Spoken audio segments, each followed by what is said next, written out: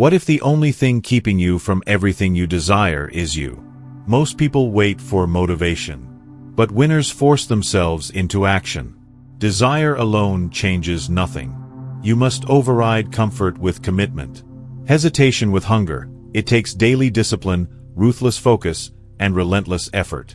Push past your limits and step into who you were meant to become. That's the part no one tells you, but everything changes. You are born with dominion over your mind. You are not the sum of your circumstances, nor are you a puppet dangling from the strings of chance. You were born with a profound divine power, the ability to choose what you allow into your mind. This power is not loud or fleshy. It operates quietly in that unseen chamber behind your eyes, the workshop of thought where your life is first drafted. Within that sacred space, your future is being etched each day.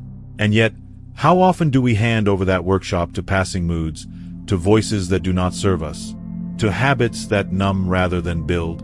The world may measure wealth in coins or possessions, but the truest riches take root in your attitude toward yourself.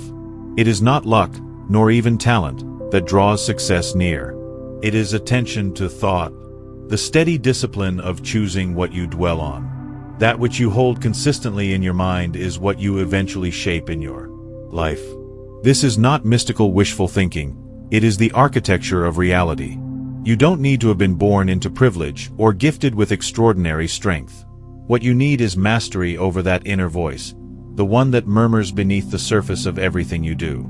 It is the attitude of mind that becomes the soil from which all else grows. Perhaps you have known failure.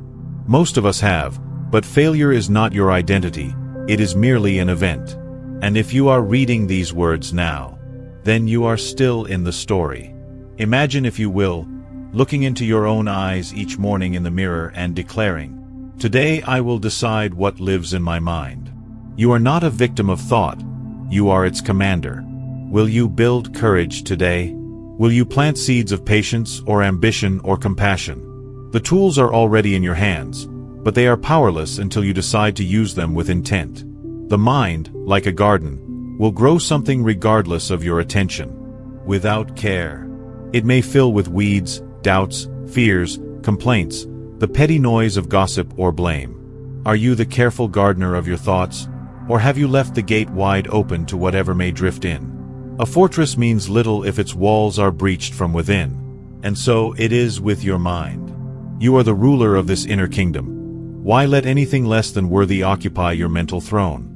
Reclaiming that authority is not a grand gesture, it is a daily practice. The decision to guard your thoughts is the quiet revolution from which a greater life emerges. Do not underestimate its power. All greatness begins with what you believe is possible for yourself, and belief in turn is shaped by the thoughts you allow to take root. You are not powerless. You are the architect, the king, the builder of what's to come. Choose well and let your mind become the birthplace of your best future. The world is not a passive place. It tests you in whispers and waves.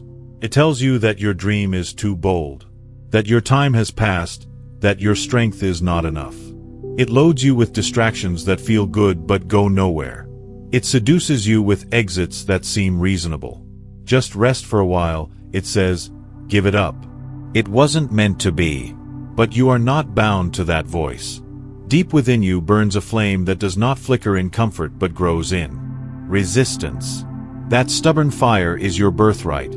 Fan it. Perhaps you are tired. Who wouldn't be? This journey is not paved in ease or elegance. No one climbs a mountain wearing silk shoes. There are cuts. There is cold. The air thins the higher you go. And yet imagine this. You are halfway up, exhausted, ready to quit. Then suddenly the clouds part and the summit is visible at last. Would you look back on the struggle and wish it hadn't happened? Or would you feel something rise in you, quiet and powerful, whispering, it was worth it? And now, ask yourself honestly, have you truly reached your limit? Or have you just grown weary of the effort? There is a difference. Success does not yield to those who knock once and walk away. It hides behind doors that only open to the relentless. It rewards those who come back again and again, refusing to let go. Persistence isn't glamorous.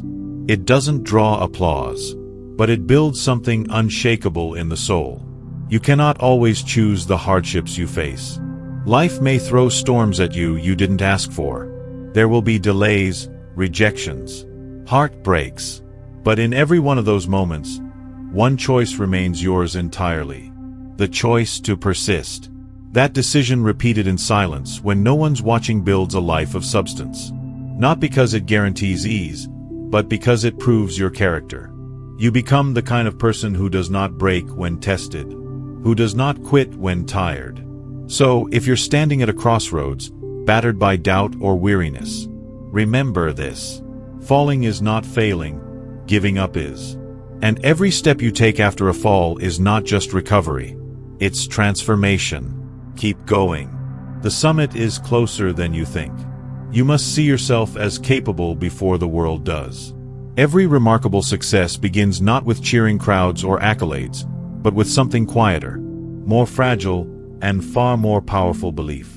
Not the kind that is validated by praise or proven by results, but the kind that starts in silence, often in isolation. You must be the first to see the vision, even if no one else can. You must hold that image of yourself at your highest potential not as a fantasy, but as a blueprint. That vision is the seed from which everything else grows. Without it, no progress can take root. The world in many ways is a reflection of the energy you project. Walk into a room with your head down, your shoulders slumped, your eyes flickering with uncertainty, and you silently train others to see you as unsure, unfinished, unworthy. But walk in with calm conviction, with no need to prove, no need to announce in something shifts. You haven't changed the facts, but you've changed the field. Why does that happen? Because belief when it's real is magnetic. People feel it before they understand it. They follow it before they agree with it. You may say, but I have nothing to show yet. No victories, no success, no evidence. That's exactly why belief matters most right now. Faith, real faith, precedes proof. It leads the way when the way is unclear. Imagine a blacksmith at the forge. The blade in his hands is not born sharp. It is beaten into form, refined through fire and repetition. The same goes for your self-image. It doesn't appear complete on day one. It is crafted, stroked by stroke, shaped by the heat of challenge and the pressure of persistence. Picture yourself each morning standing in front of the mirror, not judging, but building. Say to yourself not to impress others, but to remind your soul, I am becoming someone powerful. And then walk into your day as though you are already carrying that strength. This is not arrogance. It's not bravado. It's a quiet certainty that says, I know where I'm going even if you can't see it yet. Can you do that? Will you allow yourself to carry belief before evidence? There is a question you must answer not once, but every day. If you don't believe in your own power, why should anyone else? If you wait for the world to validate your worth before you act, you will wait forever. Begin instead with the belief that you matter, that you are becoming something significant, and that your vision is worth the struggle. That belief becomes the soil in which everything else takes root. From that soil, habits grow, courage grows, influence grows, eventually results grow too. You don't have to be finished to begin. You only need to believe deeply enough to start and to keep going. That quiet inner commitment is where all greatness begins. It's not a loud beginning, but it is a true one. And if you nurture it day by day, it will change everything. You must act even when you feel unready. You wait. You wait for the perfect moment for the stars to align, for every piece of the plan to fall into place. You wait until the fear subsides, until confidence walks in fully formed. But life does not bow to hesitation. It does not pause for the timid or the overly cautious. Life rewards the bold. The ones who move even when doubt whispers its warnings. The ones who step forward while their hearts still pound and their hands still tremble. It is not the absence of fear that creates progress, it is motion in the midst of it. The truth is, no one begins with complete readiness. No matter how poised someone appears, beneath every great leap is a measure of uncertainty. Every daring pursuit, Every life-changing decision, every meaningful start was once clouded by fear. Great endeavors are born not of perfect plans, but of imperfect people who decide to begin anyway. If you wait for the full assurance of success before acting, you'll find yourself still waiting when the last page of your life turns. But you are not meant to wait your life away. You are meant to rise. You may ask, what if I fail? A fair question. But let me ask you one in return. What if you never try? Which will weigh more heavily on your soul, the pain of effort that falls short or the haunting ache of wondering what could have been? Picture yourself years from now, older and wiser, looking back on this very moment. What would that version of you plead for you to do now? Would they say, I'm glad we played it safe, or would they whisper, why didn't we go for it when we had the chance? Imagine it stepping into the unknown, a new job, a new chapter, a conversation that scares you, a risk that calls your name. Not because you feel entirely ready, but because you know it's time to grow. That first step might shake you, but it's also the one that changes you. Real transformation doesn't happen in comfort. It happens when you step past the edge of what you've known and reach for something more. The greater risk is not moving forward. It's standing still and calling it safety. Maybe, just maybe, you've been waiting for permission. Permission to begin, to speak, to create, to act. If so, then let this be it. You do not need someone else's blessing to start building your life. You only need a reason, and deep down, you already have one. It lives in your dreams, in your longing, in the quiet ache that says, there's more for me than this. So move, take the step even if it's small. Begin. Even if your voice shakes. Start, not because you're certain, but because you're committed to growing. The path ahead won't always be easy, but it will be your sand that makes it worth every trembling step. You must build discipline before you desire results. Everyone desires the result, the joy of success, the freedom of opportunity, the comfort of wealth. We dream of the finish line, of standing on the mountaintop, basking in the light of all we've achieved, but very few are willing to walk the path that leads there. Especially when it winds through long, quiet stretches of work. We crave the reward, but shrink from the routine. We long for the destination, but resist the discipline that makes arrival possible. Yet discipline is not punishment. It is the highest expression of self-respect. When you rise before the world stirs. Not because you must, but because you choose to. When you complete the task no one else will see. When you delay ease in favor of effort, you are declaring to yourself, I am worth the effort. You are choosing not what feels good now, but what builds something good later. That is not cruelty. That is care. And it is rare. Many wait for the spark of inspiration to strike before beginning. But inspiration is not the flame that starts the fire. It is the smoke that rises after the blaze has begun. Action leads. Inspiration follows. Think of the farmer. Would he wait for the sky to be perfect? For the wind to blow just right? Before planting? Of course not. If he did, the field would stay barren. It is only the one who tills and sows, whether in sunshine or storm, who reaps the harvest. So too, with your ambitions, they grow not from wishful waiting, but from patient doing. And so, ask yourself, how many mornings have you delayed action because you didn't feel like it? How many nights have you told yourself tomorrow, only to repeat the same story the next day? That isn't laziness. It's a lack of training, a lack of order in the inner life. And the good news? That is curable. Discipline is not some unreachable trait granted to the chosen few. It is a practice, a choice repeated. You begin not by overhauling your life in one grand gesture, but by commanding a single moment each day. You take charge of the small thing, then the next. And with each act, you reinforce the foundation on which everything else rests. Because the truth is this: a life ruled by whims will shift like sand with every changing wind.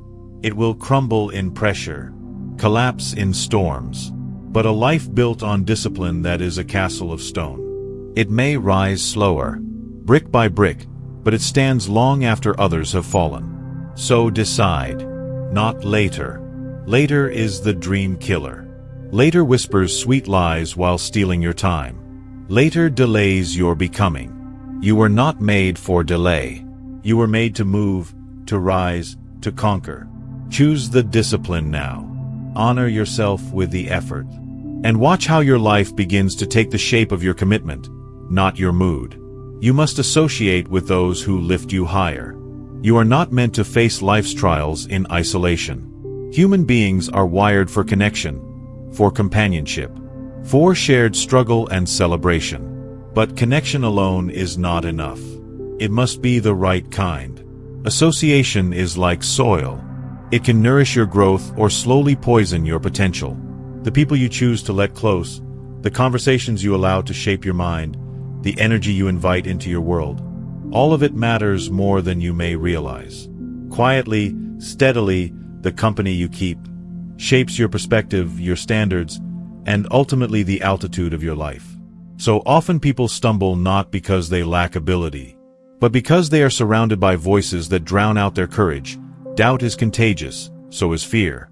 If every step you take is met with ridicule or hesitation from those around you, your fire begins to dim. You might start out with bold dreams and fierce intent, but when you sit at the table with pessimists every day, you will leave hungry for hope.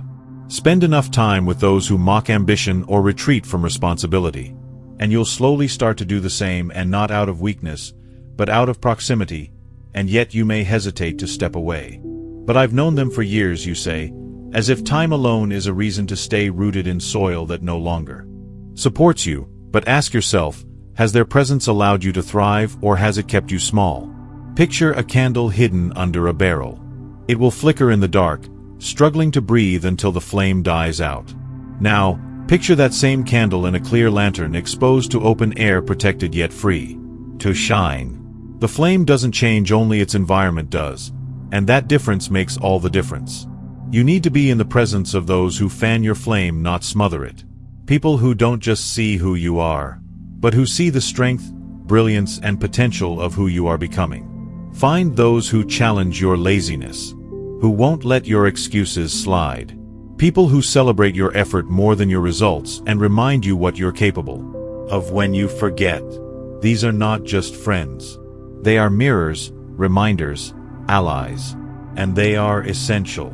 So ask yourself, honestly and without defense, who are you becoming because of those closest to you? Are you stepping toward the life you envisioned, or are you being pulled into a smaller version of yourself? The company you keep is never neutral. Every relationship either strengthens your structure or weakens it. Every voice you allow near your heart becomes part of your internal dialogue. Choose wisely. Choose those who elevate you, inspire you, and challenge you. And as you rise, be that strength for others too. Be the one who sees potential, who offers courage, who dares to believe in someone when they're not yet ready to believe in themselves. In that exchange, greatness is built not alone, but together. You must take responsibility for your life. There is no growth without ownership. As long as your gaze is fixed outward toward circumstance, other people, or the passage of time, you will remain stuck in place. Advancement begins the moment you turn inward and declare, "This is my life and I will shape it." That decision, simple in words, but profound in impact, is the true beginning of transformation. No matter what has happened, no matter who is at fault, the power to move forward lives in you, and until you claim it, you give your life over to everything but yourself. Blame is easy. It asks nothing of you except your future. In the moment it costs nothing, no effort, no change, no vulnerability, but over time it empties you. Every excuse you make, every moment you say it's because of them or it's not my fault, chips away at your strength. Blame makes you feel temporarily safe, but it is a thief dressed in comfort. It robs you of power, of growth, of possibility.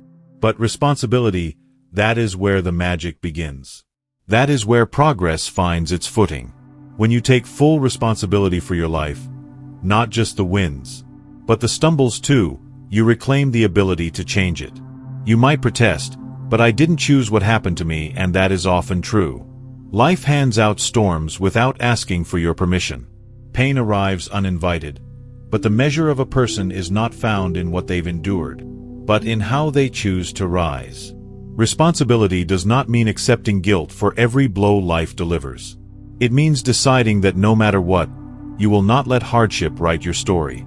You will. That is where freedom lives, not in the absence of struggle, but in the power to shape your response to it. Picture a person walking with chains wrapped around their ankles, telling the world they can't move forward, yet in their pocket is the key to unlock them. They carry it always, unaware or unwilling to use it. But imagine the liberation, the breath of life that floods in the second they stop blaming the chains and reach for the key. That is what responsibility does. It doesn't remove every obstacle, but it removes the illusion that you are helpless. Ask yourself, are you living as a cause in your life or an effect of it? Do you walk through the day as a creator or a critic? The creator builds, acts, adapts. The critic watches, complains, and remains unmoved. One path leads to empowerment, the other to stagnation. And this is not about shame, this is about possibility. You are capable of more. But only if you begin from where you are, not where you wish you were.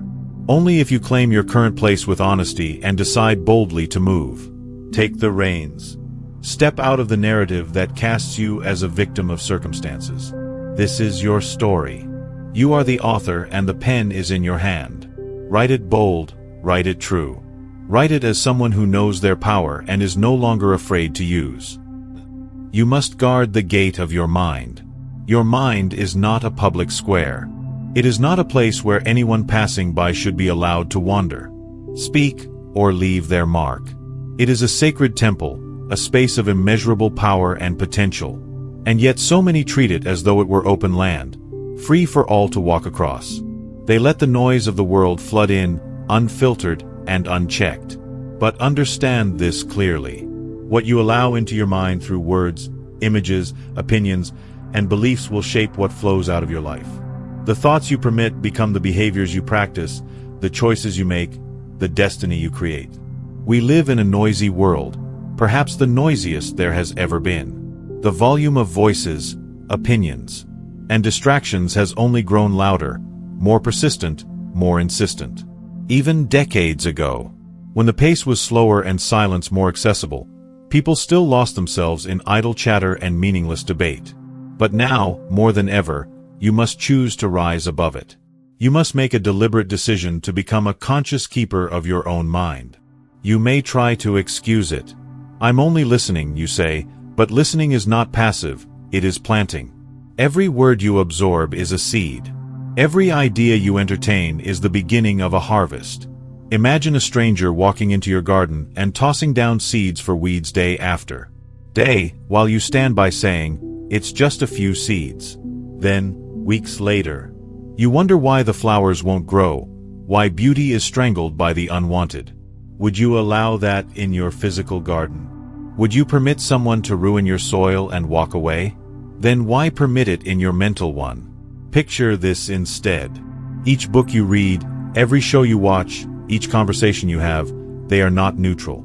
They are either sharpening your edge or dulling it.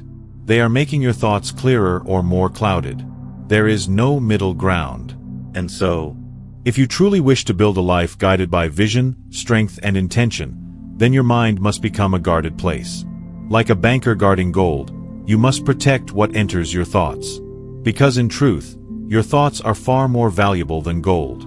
They are the architects of your future. So pause for a moment and ask yourself, what am I feeding my mind today? Who has the power to shape my inner world? Are they people of wisdom, character, and clarity? Or are they voices of distraction, fear, and small thinking? You wouldn't choose to eat from a spoiled table, no matter how hungry you were. So why would you think from one? The nourishment of your mind is no less important than the nourishment of your body. Guard the gate. Stand watch at the door of your thoughts, because what enters there through repetition, through emotion, through influences, shapes what eventually exits your life. Thoughts become choices. Choices become habits. Habits become character. And character becomes your future. Protect the temple. Your life depends on it. You must take initiative without permission. If you are waiting to be chosen, you may be waiting for the rest of your life. The world does not hand out golden tickets to greatness, nor does it knock politely at your door with opportunity wrapped in ribbons. The invitations you seek, the ones that open doors, start journeys and spark transformation, are not sent. They are seized. To live a life of purpose, of impact, you must take initiative, and you must do it without applause, without approval, without waiting for permission from a world too distracted to notice when you're ready.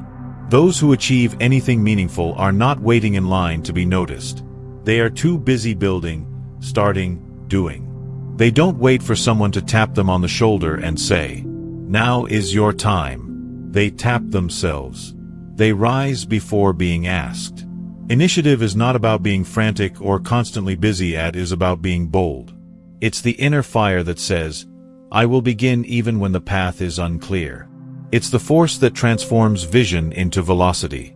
Where others hesitate, those with initiative act, and that makes all the difference. Maybe you think, "But no one believes in me." Then believe in yourself enough to move anyway. No crowd is needed to begin. No validation is required to be worthy. Picture a train refusing to leave the station because no one stood and clapped for it. The image is laughable. Yet many of us live like that, waiting for a sign, a cheer, a guarantee. We delay action until someone else tells us we're allowed to proceed. And while we wait, the moment passes, the door closes, the momentum fades. Now imagine the opposite. Imagine that today, without fanfare or prompting, you begin something, a project, a vision, a change in the way you carry yourself. No one has invited you to do it. No one may even notice. But something inside has stirred, a quiet urge, a flicker of desire to make, to improve, to step forward. That stirring is the call. Not the voice of another, but the deeper voice within you. The one that doesn't shout, but still demands to be heard. Will you listen? Will you answer? Let me ask you something. When was the last time you acted on your own volition, without being instructed or encouraged? That moment, though ever fleeting, however small, was a glimpse of your truest self. That was initiative speaking. That was you at your most powerful. Find that part of yourself again. Nurture it like a flame. Feed it not with the approval of others, but with the quiet knowing that you are capable, and more than that, responsible for your own becoming. This is your life. No one else can lead it for you. The longer you wait for permission, the more distant your potential becomes. Stop waiting. Start creating. The world may never give you the nod you're hoping for, but once you take initiative, once you step forward with courage and conviction, you won't need it. The applause comes later, if at all. What matters is that you moved, that you led, that you began. You must embrace struggle as your training ground. Most people run from discomfort as if it were a curse. They label it as bad timing, misfortune, or some unfair twist of fate. When difficulty knocks, they look for the nearest exit, hoping to dodge the pain and get back to something easier, softer, more familiar. But what if discomfort isn't your enemy at all? What if every challenge you face was never meant to punish you, but to prepare you? What if the very struggle you wish away is the one thing designed to shape you into the person you were meant to become? Look closely at those you admire, those whose strength is undeniable and just physical, but the kind of strength that moves quietly, speaks truth, and walks through storms with steady feet. You'll find that their lives were not paved with ease. They didn't arrive at strength by chance. They were formed in fire. Because strength is not passed down. It's not inherited like wealth or status. It is earned moment by moment, choice by choice in the furnace of adversity. Struggle is not an interruption of life's journey. It is part of the path itself. It is the gymnasium of the soul. Each hardship you face is a set of weights, waiting not to crush you but to be lifted. You may not have asked for the burden, but the question is not whether it's fair. The question is, will you rise to meet it? Will you pick it up and let it make you stronger? You're allowed to feel tired. Exhaustion is not failure. It is a sign that you are pushing beyond your limits, that you are growing. Imagine a blacksmith forging a blade. That blade before the heat and hammer is just a simple piece of steel. It has no edge, no strength, no purpose. But through fire and relentless strikes, it transforms. Each blow, each moment in the flame, draws out something hidden inside it. It becomes sharp, resilient, powerful. This is what life does to you if you'll let it. Think back on your own life. When did you grow the most? When did your character deepen? Your perspective expand? Your will strengthen? Was it during seasons of comfort and ease, or was it in the trials, the heartbreaks, the nights you thought you couldn't go on, but did anyway? You already know the answer. So why then? Do we so often resist the very conditions that grow us? You were not put on this earth to be protected from pain. You were not born to be kept in a padded existence where nothing challenges you, nothing shapes you, and nothing asks more of you than you're ready to give. You are here to rise through trial. You are here to face discomfort and come out the other side, not broken, but built. This season, this challenge, whatever it is you're facing, it is not the end. It's a chapter. And its purpose is not to stop you. It's to forge you, to sharpen you, to turn you into someone capable of holding the life you dream about. So don't flee the fire. Don't curse the pressure. Embrace it. Stand in it because it's not breaking you. It's building you. You must become the leader of your own life. Leadership is not something bestowed upon you. It doesn't arrive in a ceremony, stamped with approval or marked by applause. It is not about a title etched on your door or a role assigned by someone in authority. True leadership is claimed quietly and daily through action, integrity, and the constant ownership of your own choices. You don't need a crowd to lead. You don't even need a team. You need only one follower yourself. Until you can lead your own life with intention and discipline, you are not ready to lead anyone else. From a young age, many of us are taught to follow. Follow the rules. Follow instructions. Wait for directions. Stay in line. At one point, those lessons served us. They helped us learn order, structure, cooperation. But if you want to build something exceptional with your life, there comes a time when you must break that conditioning. You must step out of the line and into the front. No one else can take that step for you. You must be the one to say, "This is the way I will go," and then walk it even when no one else joins you. Even when the road is unclear. You might say, "But I've never led before." Neither had anyone else until the moment they chose to. Leadership is not something you wait to be ready for. It's a role you grow into, one step at a time. Imagine standing at the edge of a forest, staring at a path overgrown with thorns and branches. You could wait for someone to come clear at for you, or you could pick up the axe and start swinging. You could become the one who goes first, who chooses courage over comfort. That is the essence of self-leadership, choosing to begin when it's inconvenient, unclear, or hard. So ask yourself with honesty, are you living like a passenger letting life take you wherever it wants, or are you in the pilot seat deciding where to go and how to get there? Are you waiting for permission to evolve, or are you commanding yourself forward into a better version of who you could be? Waiting feels safe, but it steals your momentum. It dulls your potential. The truth is, no one is coming to rescue you from indecision or mediocrity. But here's the good news. You don't need a rescue. You need responsibility. Leadership begins the moment you stop waiting and start owning. When you look in the mirror and say, "I lead me," you shift everything. You no longer require the world to change before you do. You stop looking outward for motivation and start building it from within. You don't need perfect conditions or outside validation. You only need a decision to guide your own life like it matters, because it does. And here's the paradox. The more you lead yourself, the more others begin to follow. Not because you demanded it, but because leadership that is live, not spoken, radiates. People are drawn to clarity, to courage, to those who walk with direction. So lead yourself through discipline, through values, through effort no one else sees. That's where leadership begins, not in position, but in posture, not in title, but in truth. And once you live it, you'll never need to chase it. It will follow you. You must treat time like a treasure, not a trickle. Time does not arrive with a fanfare. It does not demand your attention or knock loudly on your door. It comes quietly, moment by moment, like a whisper carried on the wind.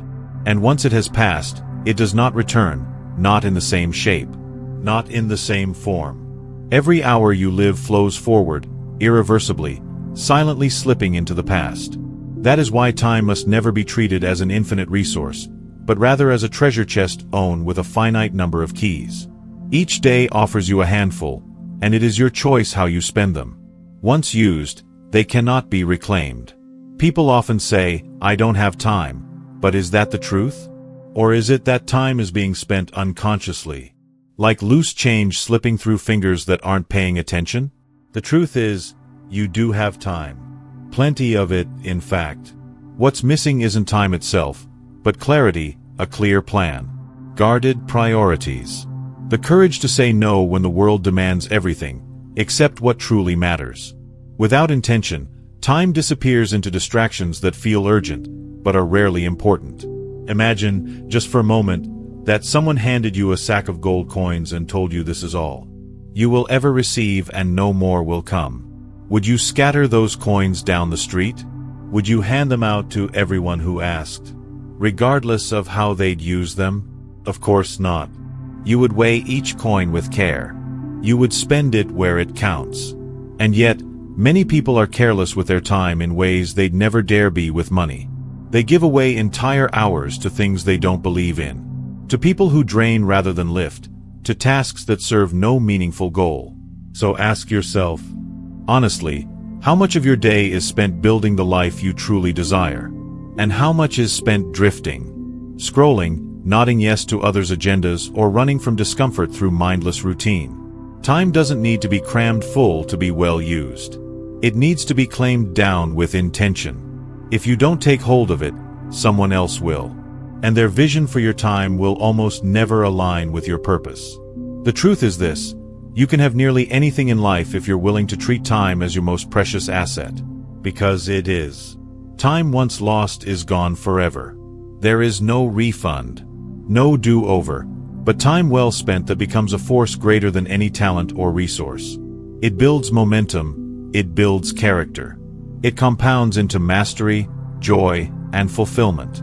Budget your time the way a wise investor handles wealth. Track it, guard it, ask yourself daily, is this the best use of my moment? And then act with the kind of urgency that only those who truly value time can muster. You don't need more hours. You need sharper focus. You need stronger boundaries. You need the discipline to say no to the trivial, so you can say yes to the transformative. Time won't shout to get your attention, but it will pass whether you notice or not. Make it count. Not someday today. Not later now. Because now is the only moment time will ever offer you in its purest form. Use it well. You must build characters stronger than circumstance. Circumstances will test you. They will rise without warning and shift without permission. What felt steady one day may fall apart the next. That is the nature of life. It is unpredictable, unfair, and often indifferent to your plans.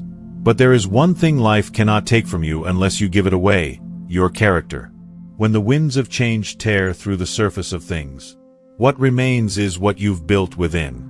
If you have constructed your life on the foundation of character steadfast, honest, resilient, no storm can truly undo you. That inner strength becomes your invisible armor. Your compass when everything around you is noise and confusion. The world often obsesses over image. People craft versions of themselves. They hope others will admire. They edit, pose, and perform for approval, for applause. But what is the value of all that if in the quiet of your own mind you feel hollow? What good is it to be praised by others if you cannot look yourself in the mirror without discomfort? You may fool the world for a while. You may succeed in convincing others of who you are. But your conscience, your truest self, remains unimpressed by masks. It knows the truth, and eventually so will you. Character is not built in public declarations or grand gestures. It is built in the silence of private choices. It is forged in the moments no one sees when you return what isn't yours, even though no one would know.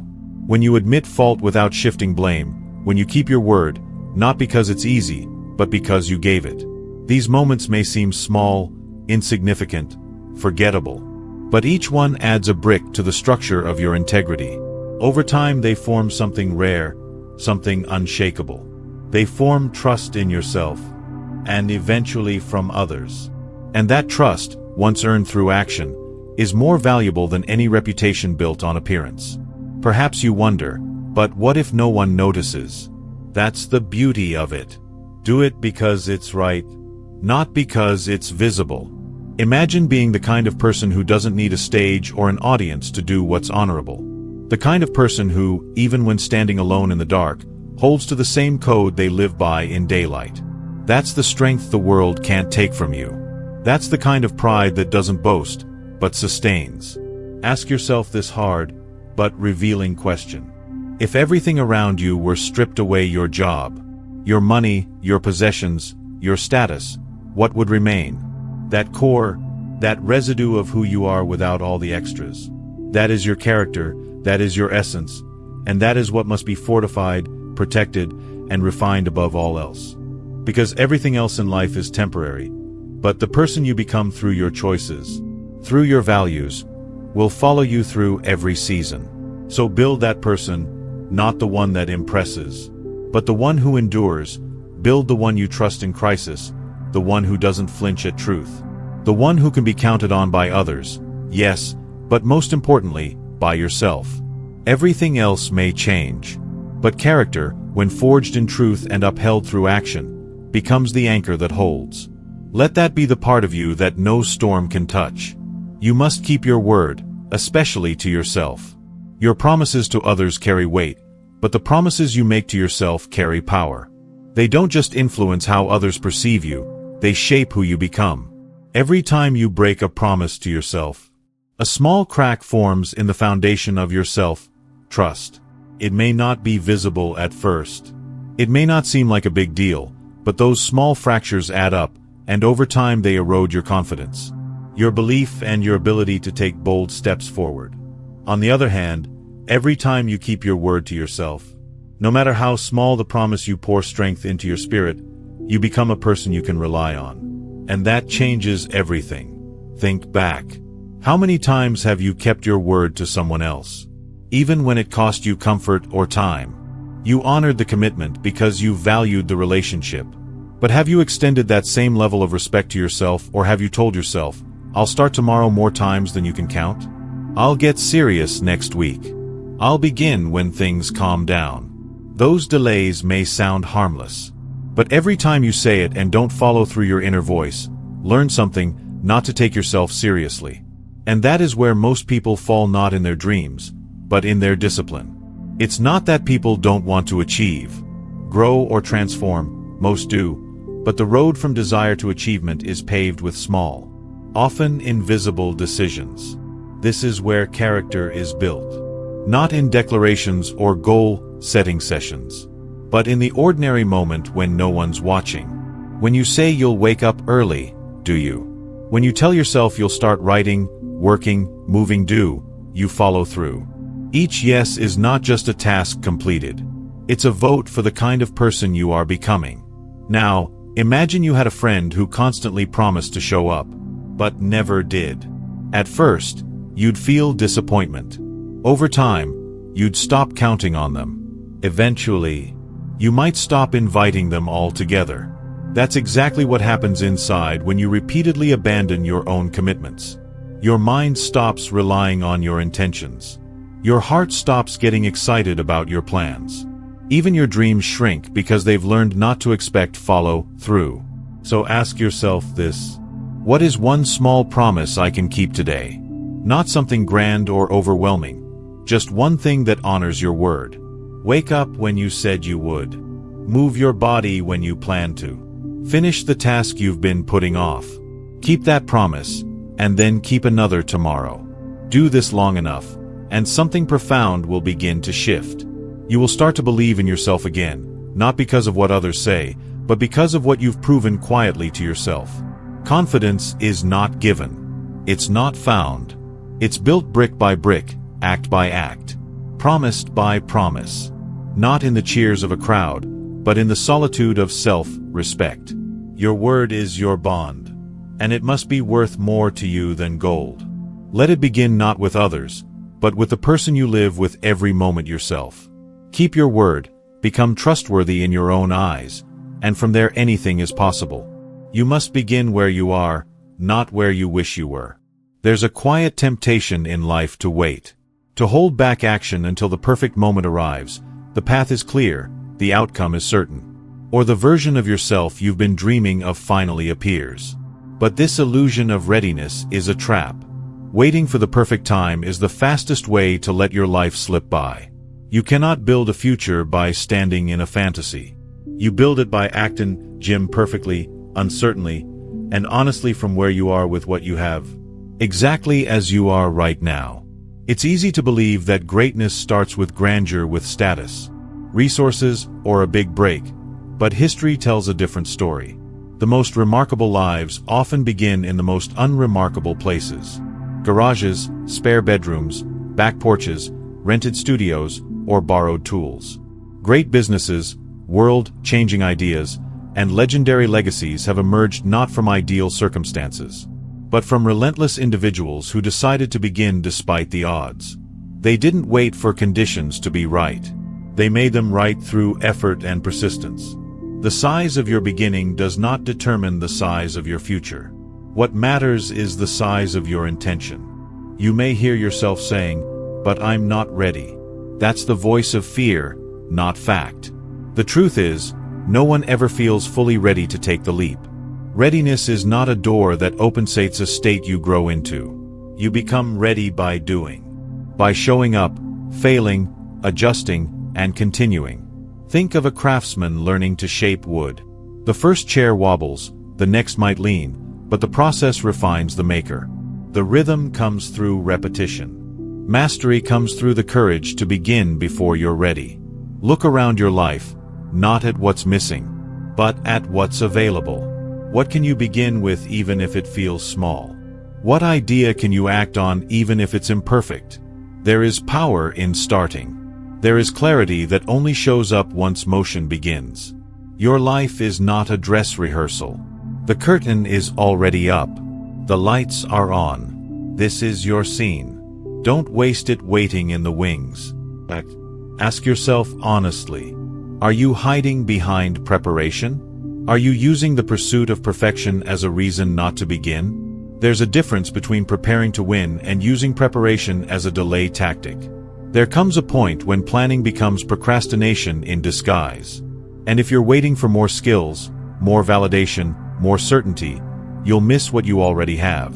The moment. And the moment is where all progress lives.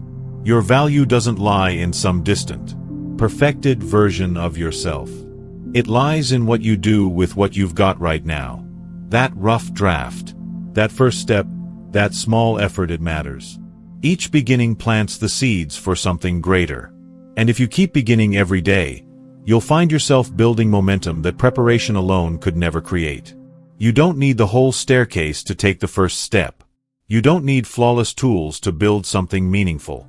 What you need is the courage to begin again and again, to embrace the mess of the early stages, to be patient with your own imperfection, and to show up.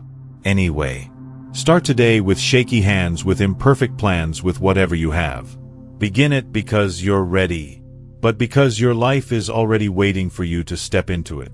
You must conquer the fear of criticism. Criticism is not a sign you've done something wrong. It's often the first confirmation that you're doing something worth noticing.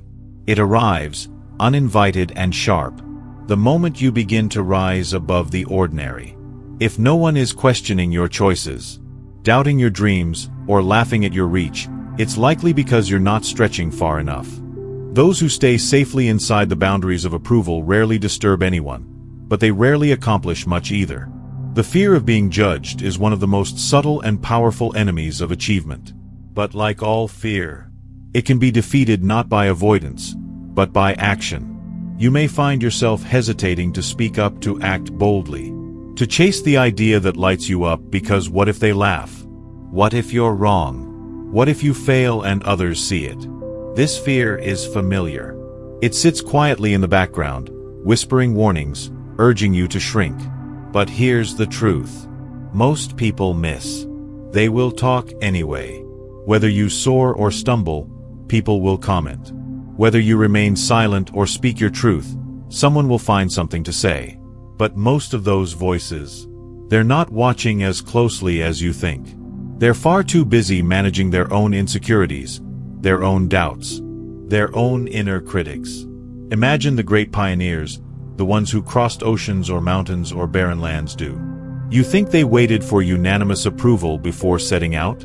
Do you think they paused to check the opinions of those who had never left the village? Of course not. They moved forward into uncertainty, guided not by the comfort of the crowd but by the clarity of purpose. They risked ridicule, failure, and obscurity, because they knew that history is written by those who dare to step forward when others hold back. Now pause and ask yourself, are you living a smaller life just to avoid the sting of criticism? Have you quieted your voice to avoid a glance, a whisper, a comment that might bruise your pride? You were not born to walk on eggshells. You were not made to tiptoe through life, hoping to make no noise, offend no one, and pass unnoticed. You were born to leave a mark, and that requires boldness. Not perfection, not popularity, but courage. The critic's voice will always be there. But no statue has ever been built to honor one. Their words may be loud for a moment, but they fade. What endures are the actions of the bold. The people who did what others only debated, the ones who were willing to look foolish for a season in order to grow into something greater. Criticism is not your cue to stop. It's your signal that you've stepped onto the field. The cheap seats will always be full. Let them talk, let them doubt, let them watch, but don't let them lead. You don't owe the world a version of yourself that fits within its narrow comfort zones. You owe it your truth, your voice, your effort. So take the step, say the words, do the thing they said you couldn't. The echoes of criticism will always fade, but the echo of courage, the quiet strength of someone who moved, despite the noise, lives on. You must learn from failure without living in it. Everyone stumbles. Everyone has their moment of regret, of embarrassment, of failure. To be human is to fall short sometimes. There's no shame in that. What matters is not that you fell but what you do after. These difficult moments don't define you unless you let them. They're not your name, your worth, or your future. They're chapters, not conclusions, and failure, for all the pain it brings, is not a dead end. It's information, it's direction, it's refinement. It is how life sharpens you if you let it, but it must never become your identity. Too often people take the worst thing that's happened to them and wear it like a permanent name tag. This is who I am, they say, as if one bad decision or one missed opportunity is the final word on their life. But that's a lie. That's not who you are. That's who you were for a momenta. Single frame in a much larger film. And that moment, painful as it may have been, is over. It only stays alive if you keep dragging it with you. Picture someone pulling a broken wagon behind them, one with splintered wheels and rusted metal. They point to it and say, "This is my story." But when you look closer, there's nothing inside. No lesson being carried. No wisdom preserved, just weight. Just the past clanking along behind them. Now imagine what would happen if they simply let it go. If they unhooked it, took a breath and started walking without it. Suddenly they move quicker, they lift their head, they travel lighter. That freedom is not theoretical. It's available to you right now. You may be thinking, but I've failed too many times. And to that I say, then you've learned more than most. There is wisdom in every scar, but only if you choose to see it that way. Those who have never failed are not superior. They are untested. The only people who grow are the ones who've tried, stumbled, and kept going. Your missteps are not proof of weakness. They're proof of courage. You dared to do something that might not work, and that alone sets you apart. Still, there's a line between learning from your past and living in it. The question is not whether you've been wounded. The question is whether you're still bleeding or whether you've allowed yourself to heal.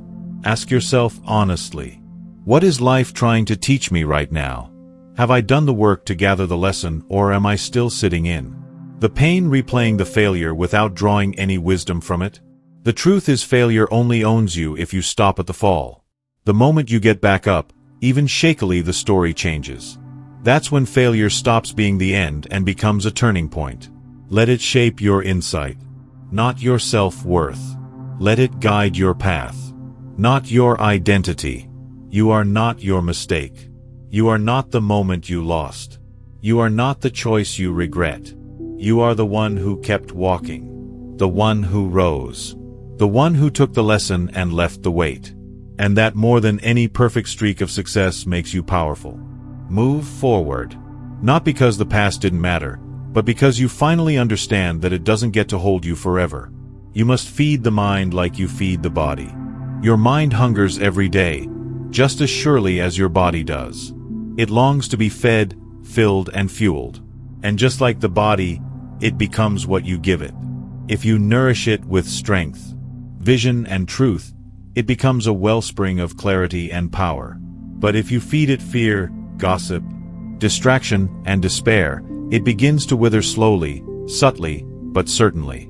You cannot grow strong on junk thoughts any more than you can thrive on junk food. What you allow into your mind becomes the atmosphere of your inner life.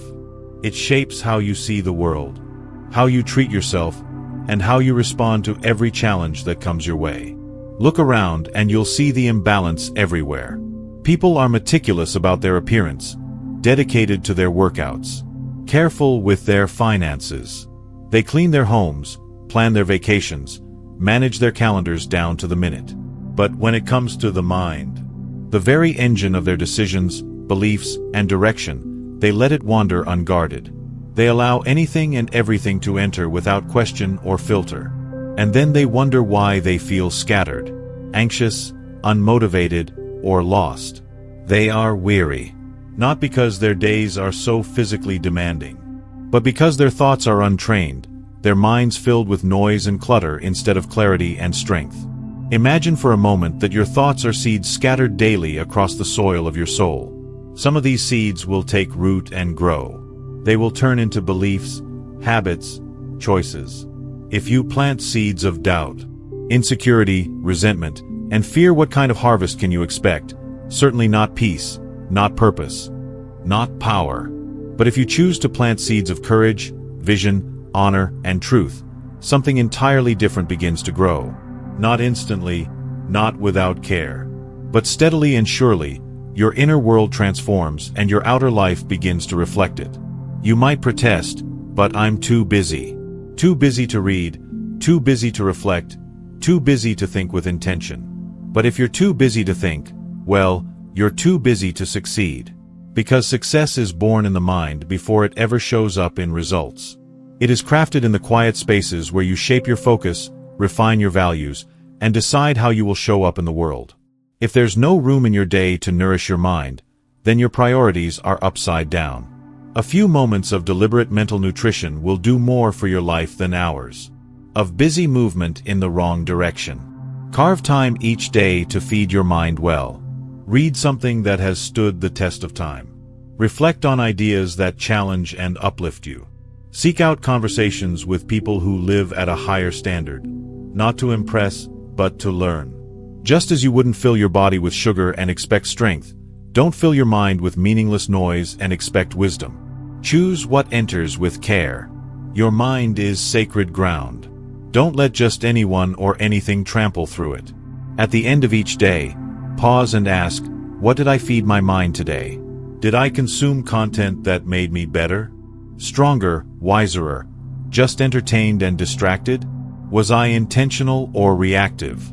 Did I plant something that will grow into character, into action, into legacy? Did I just let the weeds take over? The answers may surprise you, but they will also guide you if you're honest enough to listen. Start building a habit of mental nourishment. Just as your body responds to discipline in food and movement, your mind will respond to discipline in thought and input. Over time, the fog begins to clear. The confusion gives way to conviction. Ideas begin to connect. Strength begins to grow. You start to recognize the difference between truth and noise, between movement and progress. Your inner life becomes a place of structure, not chaos, of intention, not accident. And when your mind is trained, when it knows where to go, what to hold, what to release, it becomes your most powerful ally. In moments of pressure, it stays steady. In seasons of uncertainty, it remains grounded. But left unfed, it turns into your greatest weakness. It will run wild with fear, panic, procrastination, and self-sabotage. You get to choose. Every single day, you get to decide what thoughts you allow, what words you absorb, what voices you believe. Make that choice with care. Protect your mind as you would something rare and priceless, because that's exactly what it is. Fill it with what elevates. Train it to think clearly, teach it to rise. And then watch over time as your life begins to match the strength of your inner world.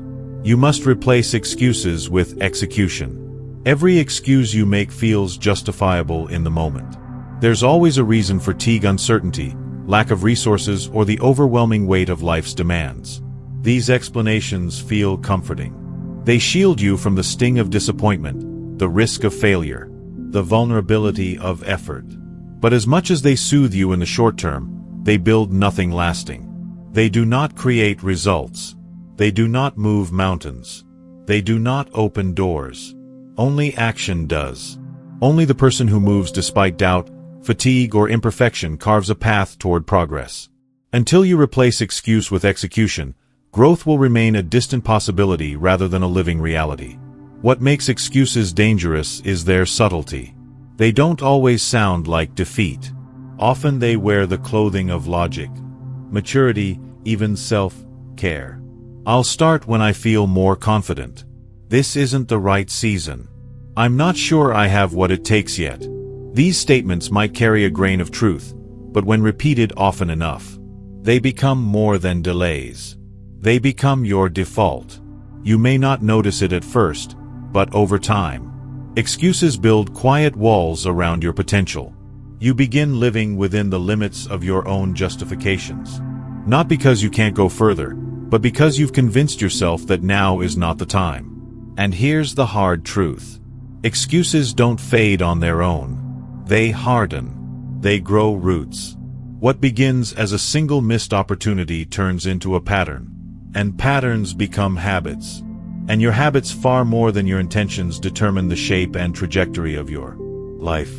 You can want something with all your heart, but if your daily actions are driven by reasons not to act, then desire becomes irrelevant. The path to anything meaningful runs through execution, not emotion, not logic, not perfection. Execution. Picture a builder standing on an empty plot of land, holding the plans to something extraordinary. Every day, he arrives with the intention to begin. But each day, there's a reason not to lay a single brick. The weather is unpredictable. The right tools haven't arrived. The ground isn't as stable as expected. He waits, reassures himself, promises to start tomorrow. But tomorrow comes and goes. Weeks pass, months. The land stays empty, and the dream remains on paper. That builder is not cursed. He's not incapable. He's simply trapped in a belief that reasons are enough. But they never are. Not once has a wall been built by good intentions alone. Now, ask yourself solemnly without flinching. What have I delayed? Not because I couldn't, but because I let excuses sound more reasonable than action felt possible. What project? What change? What promise to yourself has been waiting for you to stop hesitating and start doing? We all have those things, ideas we love, goals we crave, habits we plan to build. But they remain untouched. Not because we lack talent or time, but because we've excused ourselves into stillness. Comfortably, quietly, we've believed our own reasons instead of challenging them. But imagine what could shift if you chose to act not when it felt perfect, but when you said you would. What if your word to yourself became more powerful than your excuses? What if you decided that the discomfort of starting was less dangerous than the regret of never moving? Every time you act despite doubt, you prove something profound to yourself: that you are in control, that your life is not at the mercy of moods or perfect conditions, that you can show up not just when it's easy, but when it matters. There will always be a reason not to begin. That will never change. Life is full of distractions, disruptions, and demands that try to lure you away from your priorities. But the people who build meaningful lives are not those who wait until everything aligns. They're the ones who execute anyway. They rise when they don't feel ready.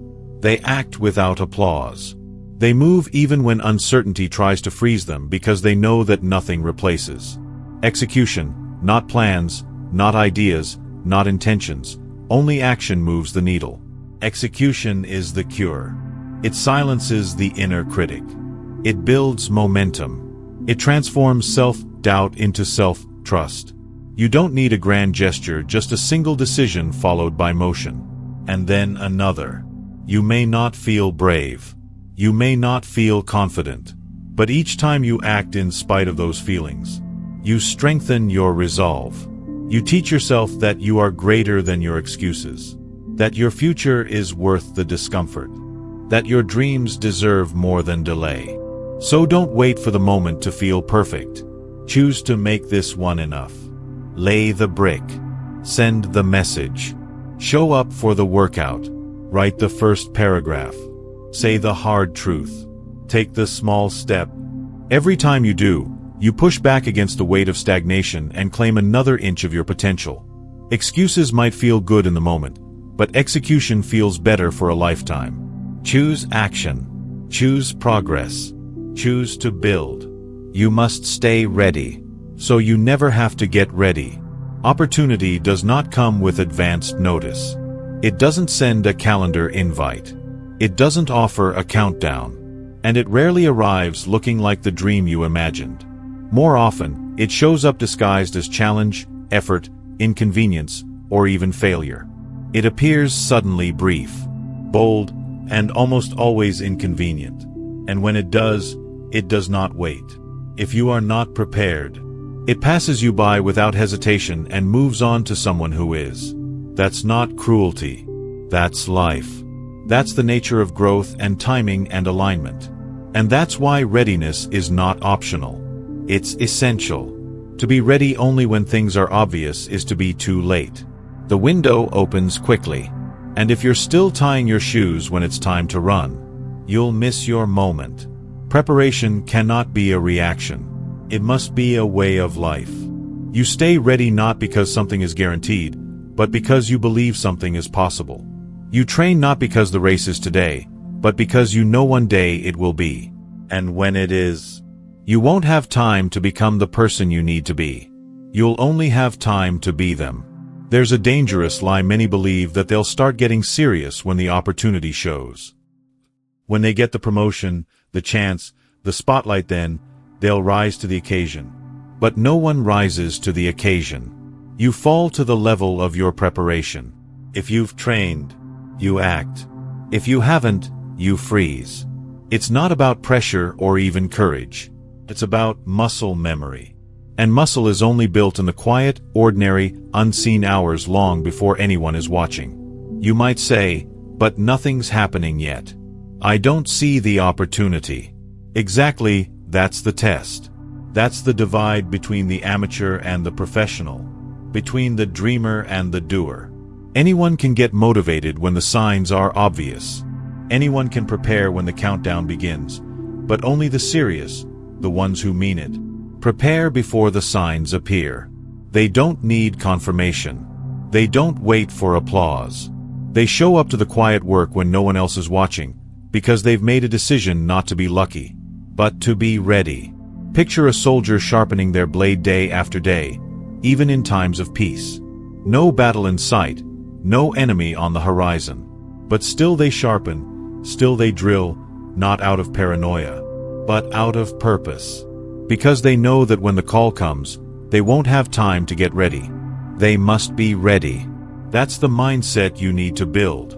Not one of stress or constant urgency, but one of steady, patient readiness. Now, imagine yourself walking into a room, an interview, a pitch, a performance, a conversation that matters, and every part of you says, I've been preparing for this. Your posture speaks it. Your thoughts echo it. Your energy carries it. This isn't arrogance. It's certainty. Because you didn't start preparing when you were seen. You didn't begin when the door opened. You began when you decided you were meant for something more. You built in the dark so you could shine in the light. Ask yourself something hard. If the thing I say I want be at the dream job, the breakthrough opportunity, the platform, the relationship where to appear today, would I be ready to handle it? Not just wishful, not just excited, but truly equipped. Would I be able to hold it with strength, navigate it with wisdom, and sustain it with character? Or would I need more time, more training, more belief in myself? This is not a question to shame you. It's a mirror and invitation. Because readiness is not about predicting the future. It's about respecting it. It's about showing up to today's training, today's discipline, today's practice, and not for today's reward, but for tomorrow's readiness. Staying ready is not about anxiety. It's about alignment. It's not about being obsessed with what might come, but being rooted in who you are becoming. It's not about obsessively planning for every possible scenario. It's about trusting that your daily preparation will meet any moment life throws at you. That's not paranoia. That's poise. That's the kind of inner confidence that can't be faked, because it was earned. And when the opportunity comes, and it will, though it may not look how you expected, you will not flinch. You won't stall or scramble or shrink. You will step into it with steady hands and clear eyes. Because you will know you prepared for this. Not yesterday, not last week, but for months, maybe years, in the unseen corners of your life. And that's what separates the person who watches opportunity pass from the person who grabs it with both hands and does something remarkable with it. So stay ready. Train your skills, sharpen your mind, strengthen your character. You may not know when your moment will arrive, but you can make sure that when it does, you're already standing tall, ready to answer. You must trust the process. Even when you can't see the outcome, the results you want, the transformation, the breakthrough, the change you rarely arrive overnight. That's not how life works. The harvest never comes the day after planting. You may sow the seeds of effort, discipline, and intention today, and look out at your field tomorrow to find nothing visible. And that's where many give up. Not because they've failed, but because they cannot see the fruit fast enough. They assume silence means stagnation. But progress is always working often, where you cannot see it. There are moments in every worthwhile pursuit when doubt creeps in. Not because you're on the wrong path, but because you can't see how far you've come. You're putting in the work. You're showing up. You're trying. And yet everything feels still, as if your actions are echoing into an empty space. It's tempting to think the process has betrayed you, but it hasn't. It's simply not finished yet. Success doesn't always announce itself early. Like a seed buried in the soil, growth often begins in silence, hidden beneath the surface, where roots take hold long before the stem ever breaks through. But what happens if you dig up the seed every few days to check if it's growing? What happens if you disrupt the soil constantly in search of evidence? You kill the very thing you're trying to nurture. Growth demands patience. It requires faith. You must believe in the work you're doing before you see the reward. The middle of any journey is always the hardest, not because it's more painful than the start or end, but because it's less visible. There's no beginning thrill, no final rewardingly the grind. That's where your character is built. That's where your belief is tested.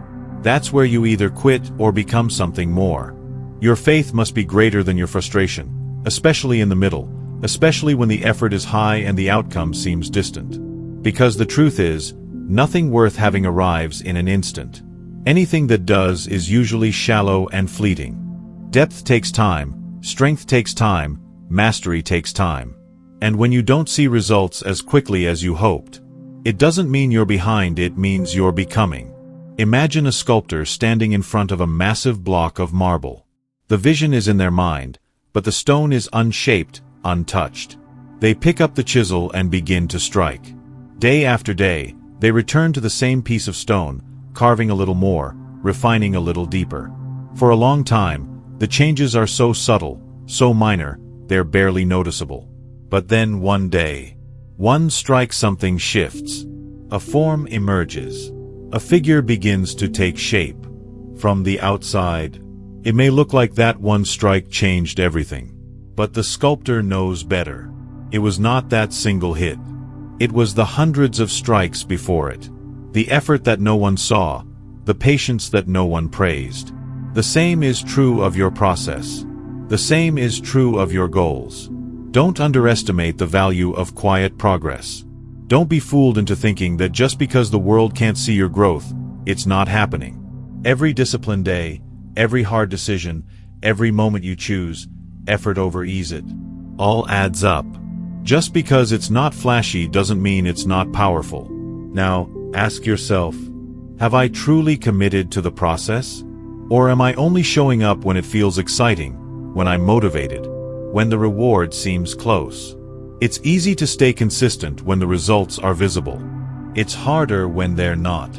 But that's where transformation happens. That's where most people quieten, where those who endure begin to separate themselves. Real commitment is not loyalty to a goal when it's easy. It's loyalty to a goal when it's hard, repetitive, thankless, and silent. The ones who finish the race are not always the fastest or the strongest. They're the ones who didn't walk off the track. They stayed. They ran their laps. Even when no one was watching. Even when the crowd left. Even when doubt tried to call them off the field. So stay with it. Don't be discouraged by what you cannot yet see. The roots are growing. The foundation is being laid. The unseen work is preparing something you'll one day step into. If you quit now, you won't just lose your progress. You'll lose the person you were becoming through the discipline. And that person is worth waiting for. The world rewards consistency more than intensity. You don't need to sprint. You don't need to be perfect. You just need to stay in the game day after day, step by step, through the silence, through the uncertainty, through the long nights when nothing seems to change. Because one day something will change. The seed will break through. The sculpted shape will emerge. The result will arrive, and it won't be sudden. It will be the slow culmination of every single moment you stayed with it when others gave up. Trust the process. The results are already on their way. Just don't quit before they arrive. You must carry a vision larger than your comfort. You are not born for ease alone. You are not placed on this earth merely to seek safety, to collect moments of comfort, or to avoid struggle. Deep within you lives something far greater than that. A restless, unrelenting pull toward growth, creation, and meaning. You are born to stretch, to rise, to pursue a vision that draws you beyond the boundaries of what's familiar. That pull you feel inside. The whisper that there is more is not a distraction, it's a direction. But to follow it, you must leave the shallows of comfort. Comfort, though tempting, is a sweet poison. It soothes you into stillness. It whispers that things are fine. That you're being reckless to want more. That ambition is a threat to your peace. It tells you that pain is a sign you're doing something wrong. When often, it's the opposite. Growth hurts. Progress hurts. Evolution demands something from you. Asks for your discipline, your courage, your willingness to be stretched. But here's what comfort doesn't tell you. Stagnation is painful too. It just numbs you slowly, dulling your spirit instead of igniting it. If your vision is small, you will quit at the first sign of friction. You'll interpret difficulty as a sign to retreat. But if your vision is big, so big that it tugs at your chest when you wake up, so bold that it echoes in your mind when you feel tired, then discomfort becomes part of the process, not a reason to stop. You'll endure more, not because you love pain, but because you love purpose. The pain becomes the proof that you are stretching towards something worthy. Picture a ship, strong and beautiful, built to cross oceans. Imagine that ship docked permanently in a quiet harbor because the waters beyond look unpredictable. That's what most people do with their dreams. They build them. They admire them. And then they anchor them forever. They choose safety over journey. They trade possibility for predictability. And then they call it wisdom. They call it maturity. But what if it's not maturity at all? What if it's fear and disguise? What if you lifted the anchor? What if you reminded yourself, I wasn't made for stillness. I was made for distance. Of course it would be hard. Of course the waves would be real. But so would the wind in your sails. So would the clarity that comes from motion. So would the fire that awakens when you step beyond where you've been. Would it be worth it? Absolutely. Beyond words, beyond logic, beyond anything comfort could ever promise you. Your vision should make you uncomfortable. It should unsettle you a little. It should demand more than you currently have to give. Because that's how it calls out the best in you. That's how it reshapes your habits, your identity, your impact. If your vision doesn't make you pause and wonder, can I really do this? Then it's not vision, it's memory. It's a projection of what you've already done, not what you're here to become. So ask yourself, is your vision big enough to challenge you? Big enough to interrupt your comfort? Or is it just a slightly upgraded version of the life you already have? There's no shame in being grateful for where you are. But gratitude is not an excuse for settling. You were made to build, to grow, to lift something that lasts longer than you. What would you dare if survival wasn't your goal, but legacy was? You can chase ease. You can stay docked. You can play small and avoid the risk. But don't expect fulfillment to grow there. It won't. Fulfillment comes from fire, from rising, from becoming.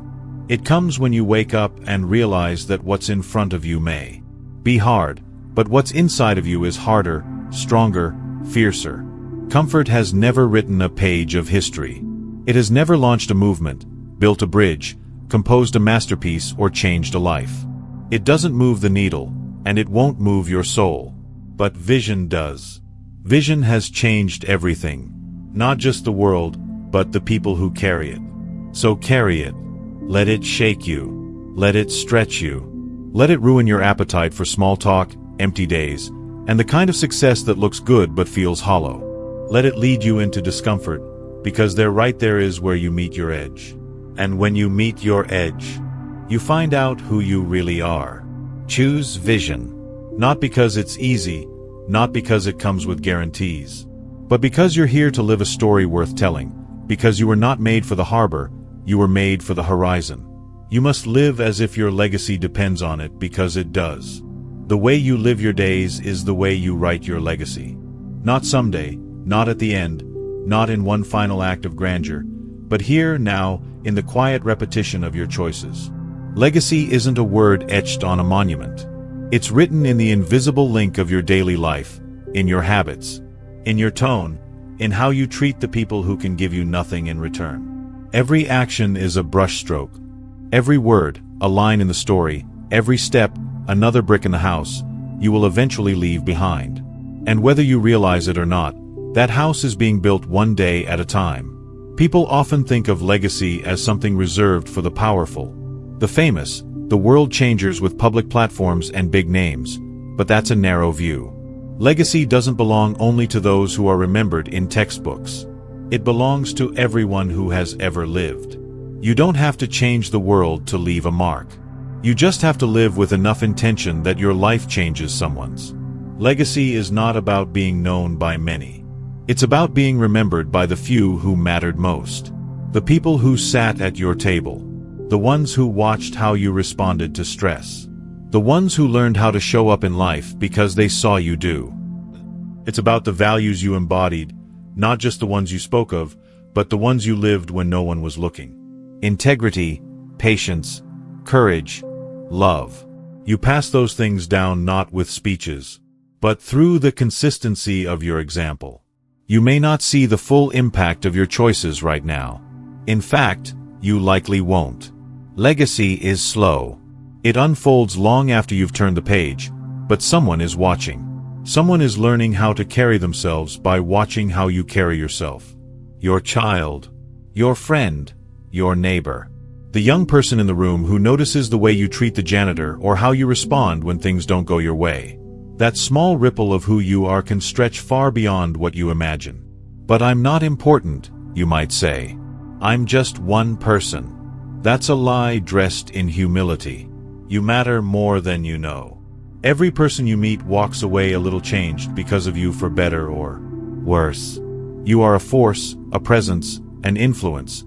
Think of a single candle in a dark room. It doesn't make noise. It doesn't take up space, but it changes everything around it. That's what your life can do. Not in flashes of brilliance, but in the quiet, unwavering light of daily presence. You don't control how long you live. Life is unpredictable, but you do control how you live. You control what you leave behind. Will it be a trail of excuses, a history of waiting for the right time, a life filled with half-finished dreams? Or will it be a map of Meninga, life of purpose lived out loud, a pattern of faith, discipline, and compassion that others can follow? Legacy isn't crafted only in your victories. It's shaped by what you endure, by how you respond when life doesn't go your way. Your resilience becomes a blueprint for someone else's survival. Your ability to forgive becomes someone else's model for healing. Your willingness to rise after failing becomes the quiet permission someone else needs to try again. Ask yourself with clarity and honesty, what would happen if I treated today as a page in my legacy? Not just another Wednesday, not just another obligation to check off, but a permanent entry in the story I leave behind. How would I speak to those around me? How would I handle stress, disappointment, or delay? Would I chase purpose or convenience? Would I choose kindness over impatience, courage over comfort? You're writing your legacy now, not with intention alone, but with action. When you show up fully present with your loved ones, when you choose discipline over distraction, when you give your best, even when no one is watching, those are the moments that accumulate into something lasting. Don't wait for the perfect season to start living well. Don't wait until the job changes. The kids are grown. The chaos dies down. Life doesn't work that way. Your legacy isn't waiting at the finish line. It's growing in the dirt beneath your feet. It's in the quiet effort of today. It's in the conversations you'll forget, but someone else will remember. It's in the apology you offer, the hand you lend, the encouragement you give when you feel empty yourself. One day, people will look back on your life. Some will have known you well. Others may know you only through stories, or even through the impact you had on someone else who carried it forward. What will they see? What will they feel when they think of your name? What kind of standard will your life have set? This isn't about pressure. It's about purpose. Your life is already valuable, but it becomes meaningful when you choose to live it on purpose. When you decide again and again that your time, your words, your presence, they all matter, that they add up, that they leave a trace. So take today seriously. Not somberly, but sacredly. Speak as if it echoes, act as if it counts because it does. Live in such a way that when you are gone, the world knows someone of substance was here, that someone lived with depth and gave without condition, that someone dared to build a life worth imitating not in perfection but in integrity, that someone turned ordinary days into a meaningful legacy. You are that someone. Make it count. You must create more than you consume. There has never been more noise in the world than there is right now. Opinions flood every channel. Voices clamor to tell you what to wear, what to fear, what to strive for. You can live your entire life scrolling, listening, watching, consuming the creations of others without ever daring to contribute your own. But something precious is lost in that process. If you spend your days only absorbing and never expressing, only taking in and never giving out, you surrender something sacred. You trade your creative birthright for the comfort of passivity. You were not made simply to sit, to observe, to nod along with the world's rhythms. You were made to shape those stone mold moments with your hands, your thoughts, your voice. You were made to create. That doesn't mean you have to be a painter or a poet.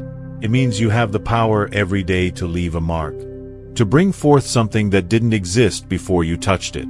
An idea shared, a meal prepared, a solution found, a story told. These are all acts of creation. Every person carries a unique spark. Maybe it's the way you see problems. Maybe it's the compassion you offer in conversation. Maybe it's the ability to organize chaos into calm. The point is this: No one else can offer exactly what you can. But that gift, the one that is yours alone, will never fully form if you spend all your time on the sidelines, soaking in the thoughts and achievements of others without ever daring to contribute your own. You might say, "But I'm not an artist." Fine. Then build with your hands, design systems, write ideas, start conversations that matter, paint with your actions, speak with your spirit. Creation doesn't belong to the galleries or the stages alone. It's found in the garden you plant with care, in the letter you write to a hurting friend, in the dinner you make with love, even when you're tired, in the business you dare to start, in the habit you build from scratch. All of it counts. All of it says, "I am alive, and I am part of this world, not just a watcher of it."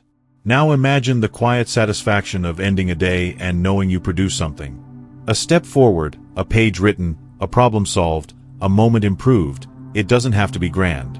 It just has to be real. Compare that to a day lost entirely to entertainment, to distraction, to empty scrolling.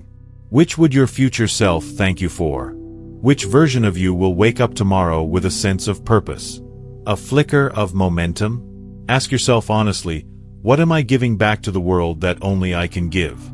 Am I creating or only consuming? Am I offering something in return for the air I breathe, the time I'm given, the space I take up? These aren't guilt-laden questions, they are wake-up calls. They are invitations to stop drifting and start shaping. Create something every day. It doesn't have to be perfect, it doesn't have to be seen by anyone else. But let it be real, let it be yours. Because in those moments of creation, no matter how small, you prove to yourself that you are not asleep in your own life. You are present, you are engaged, you are offering something that only you can offer. And that is enough, that is everything. Live in such a way that when you are gone, the world knows someone of substance was here. That someone lived with depth and gave without condition. That someone dared to build a life worth imitating, not in perfection, but in integrity. That someone turned ordinary days into a meaningful legacy. You are that someone. Make it count. You must create more than you consume. There has never been more noise in the world than there is right now. Opinions flood every channel. Voices clamor to tell you what to wear, what to fear, what to strive for. You can live your entire life, scrolling, listening, watching, consuming the creations of others, without ever daring to contribute your own. But something precious is lost in that process. If you spend your days only absorbing and never expressing, only taking in and never giving out, you surrender something sacred. You trade your creative birthright for the comfort of passivity. You were not made simply to sit, to observe, to nod along with the world's rhythms. You were made to shape those stone mold moments with your hands, your thoughts, your voice. You were made to create. That doesn't mean you have to be a painter or a poet. It means you have the power every day to leave a mark, to bring forth something that didn't exist before you touched it. An idea shared, a meal prepared, a solution found, a story told. These are all acts of creation. Every person carries a unique spark. Maybe it's the way you see problems. Maybe it's the compassion you offer in conversation. Maybe it's the ability to organize chaos into calm. The point is this: no one else can offer exactly what you can. But that gift, the one that is yours alone, will never fully form if you spend all your time on the sidelines, soaking in the thoughts and achievements of others without ever daring to contribute your own. You might say, "But I'm not an artist." Fine. Then build with your hands, design systems, write ideas, start conversations that matter, paint with your actions, speak with your spirit. Creation doesn't belong to the galleries or the stages alone. It's found in the garden you plant with care, in the letter you write to a hurting friend, in the dinner you make with love, even when you're tired, in the business you dare to start, in the habit you build from scratch. All of it counts. All of it says, "I am alive, and I am part of this world, not just a watcher of it." Now, imagine the quiet satisfaction of ending a day and knowing you produced something, a step forward, a page written, a problem solved, a moment improved. It doesn't have to be grand. It just has to be real. Compare that to a day lost entirely to entertainment, to distraction, to empty scrolling. Which would your future self thank you for? Which version of you will wake up tomorrow with a sense of purpose? A flicker of momentum? Ask yourself honestly, what am I giving back to the world that only I can give? Am I creating or only consuming? Am I offering something in return for the air I breathe, the time I'm given, the space I take up? These aren't guilt-laden questions, they are wake-up calls. They are invitations to stop drifting and start shaping. Create something every day. It doesn't have to be perfect, it doesn't have to be seen by anyone else, but let it be real. Let it be yours. Because in those moments of creation, no matter how small, you prove to yourself that you are not asleep in your own life. You are present, you are engaged, you are offering something that only you can offer. And that is enough. That is everything.